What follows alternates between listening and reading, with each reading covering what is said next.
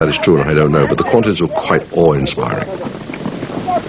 The enemy became our quartermasters. Yes, they were good at it because although the price is high, you have to sign with red pen, as we then nicknamed it. You have to sign with red pen because you have to lose life on both sides. No farm or nothing. You pick your man, you move. You dive down, you pick your man, you move. So for us to actually survive and do well, we had to take from them by fighting hard to chase them out so that they leave their stores behind, because we had to capture some of these in order to use it, turn it against them. Take off their uniform, take off their boots, the gun, everything you can lay your hand on, everything they provided. Biafra go win by the name of God. Biafra go win by the name of God. Biafra go win by the name of Jesus. Biafra go win by the name of God. Biafra go win by the name of Jesus.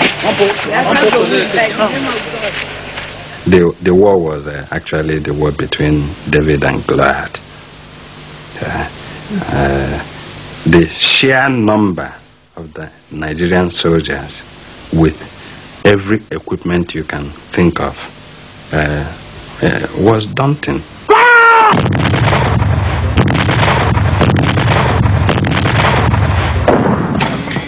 Nobody realized the shattering effect on morale which the pounding of artillery and the pounding of mortar shells could effect, which was the pounding of artillery. Boom, boom, boom.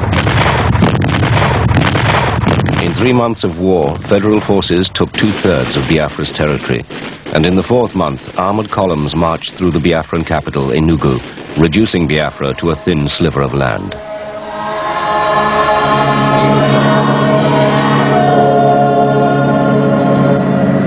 I think actually that the fall of Enugu was for us a moment of truth. Any other thing prior to the fall of Enugu was a technical situation. But war was brought home to Biafra with the fall of Enugu. We had to evacuate our capital.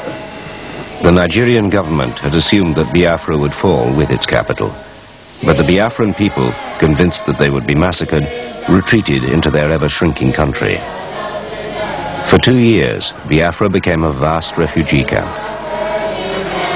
Biafra badly needed resupplying itself by way of arms and food, because the refugees had come into Biafra.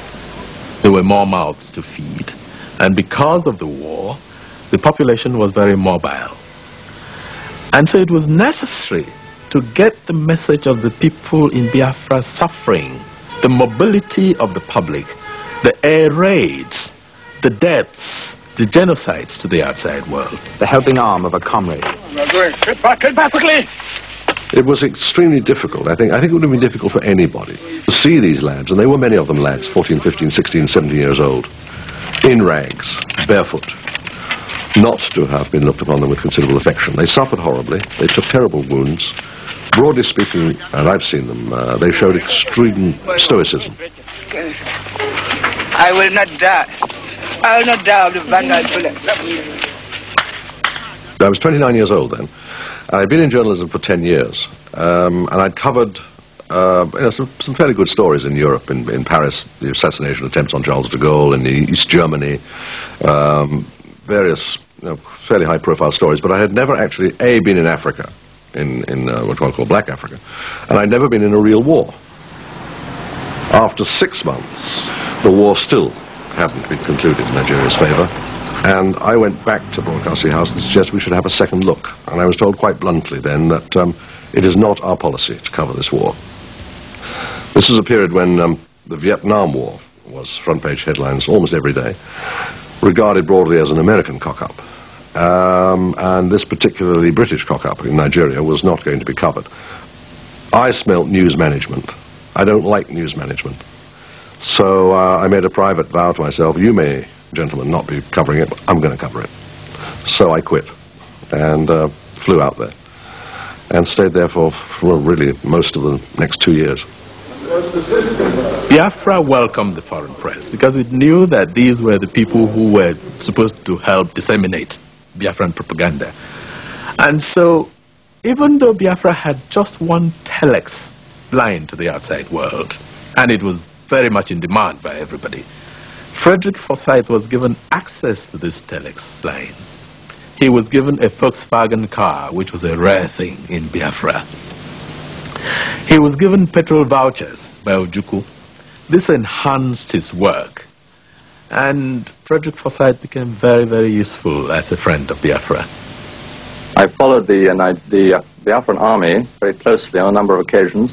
At one occasion, at Onitsha, I came across 300 members of the Apostolic Church of Onitsha slaughtered by the Federal 2nd Division. Did you actually see these bodies? Yes, I helped clear them out of the road. The Biafran army was so shocked they wouldn't march past them. It took us 18 hours to clear the bodies out of the way. And they had all had their hands tied behind their backs and been shot at close range. It was important for Biafra to let the world understand that something cruel was happening and that the Nigerian government did not want the rest of the world to know this. This was the difference in the two messages. This was the difference in the thrust. Biafra had nothing to lose. On the other hand, it had everything to gain in letting the outside world know what was going on.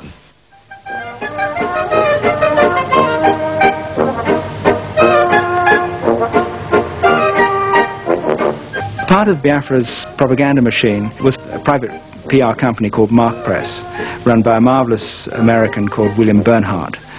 And he'd already done a bit of political PR, but political PR in those days was quite new. And he got a call one day. He was in Geneva, based in Geneva. He got a call from the Biafran emissary in Paris, saying would he consider representing Biafra abroad and take on the account. And he told me later, he said, well, when I first heard Biafra, he said, I thought it was some goddamn toothpaste. But he said it was a country.